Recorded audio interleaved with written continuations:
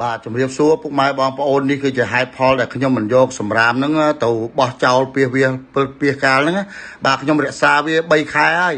បាទនៅក្នុងរដូវវស្សាហ្នឹងគឺខ្ញុំរក្សាវាទុកដើម្បីដុតកំទេចចោលដោយសារមូលហេតុខាងក្រោមនេះបាទធម្មជាតិនៅលើដីហ្នឹងគឺវាស្រស់បំប្រងអញ្ចឹងពួកយើងមិនត្រូវយកធម្មជាតិហ្នឹងធ្វើជាធុងសម្រាមទេ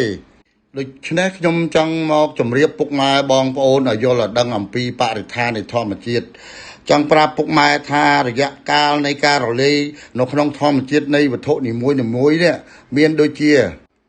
បាទกระดาษសារព័ត៌មានបាទពេលវានៅក្នុងដីហ្នឹងណាបាទវាមុននឹងវារលួយហ្នឹងគឺមានរយៈពេលពី3ខែទៅ12ខែបាទកតុយបារីពេលយើងបោះចោលហ្នឹង1ឆ្នាំទៅ5ឆ្នាំបានវារលាយបាទសម្បកផ្លែឈើ3ខែទៅ2ឆ្នាំបាទស្ករកៅស៊ូពេលដែលយើងបោះចោលវាហ្នឹងនៅក្នុងធម្មជាតិអស្រស់បំប្រងហ្នឹង5ឆ្នាំបានវារលាយបាទសម្បកកំប៉ុង100ឆ្នាំទៅ500ឆ្នាំបាទថង់ឬក៏កែវផ្លាស្ទិកបាទ100ឆ្នាំទៅ1000ឆ្នាំបាទប៉ូលីស្ទីរ៉ែនបាទឧទាហរណ៍ដូចជាចានស្នោហ្នឹងអាហ្នឹង1000ឆ្នាំពេលដែលយើងបោះចោលនៅក្នុងធម្មជាតិហ្នឹងអញ្ចឹងមានបោះចោលលើដីហ្នឹងឲ្យវារលួយអញ្ចឹង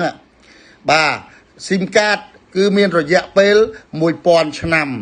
បាទកែវបំបែងដបអីហ្នឹងគឺរយៈពេល4000ឆ្នាំដូច្នេះហើយបានជាខ្ញុំយកសម្បកបាទផ្លែឈើអាលួយ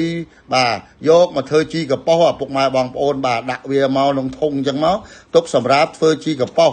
បាទអញ្ចឹងអាហ្នឹងពី3ខែទៅ12ខែវាអាលួយហើយអញ្ចឹងវាចេញមកជាជីហើយយើងអាចយកមកប្រើប្រាស់ស្រោចដំណាំផ្កាផ្លែឈើរបស់យើងហ្នឹងបាទយកមកស្រោចវាទៅបាទឲ្យវាមានជាតិបាទលូតលាស់បានល្អបាទនឹងវាល្អណាស់ពុកម៉ែបងប្អូនអញ្ចឹងសូមមេត្តាបាទស្វែងយល់អំពីសម្រាមហ្នឹងបាទកុំបោះចោលពាសវាលពាសកាលអញ្ចឹងធម្មជាតិរបស់យើងស្អាតណាពុកម៉ែបងប្អូនអញ្ចឹងសូមកុំយកធម្មជាតិហ្នឹងធ្វើជាធុងសម្រាមបាទកុំយកវាធ្វើជាធុងសម្រាមបាទយើងរក្សាទុកទៅបាទ3ខែក្រោយមកចាំយើងដុតកំទេចវាចោលព្រោះពួកនេះអត់បានទេបាទពេលវាចូលនៅក្នុងដីដូចខ្ញុំរៀបរាប់ខាងលើអញ្ចឹងបាទរាប់រយរាប់ពាន់ឆ្នាំបើបានវារលាយខ្លះបាទសូមអរគុណពុកម៉ែបាទជ្រាបជាព័ត៌មានផងបាទជាចំណេះដឹងផងបាទយល់ដឹងអំពីធម្មជាតិយើងបាទទុកវាសម្រាប់ដុតកំទេចចោលអញ្ចឹងទៅបាទសូមអរគុណ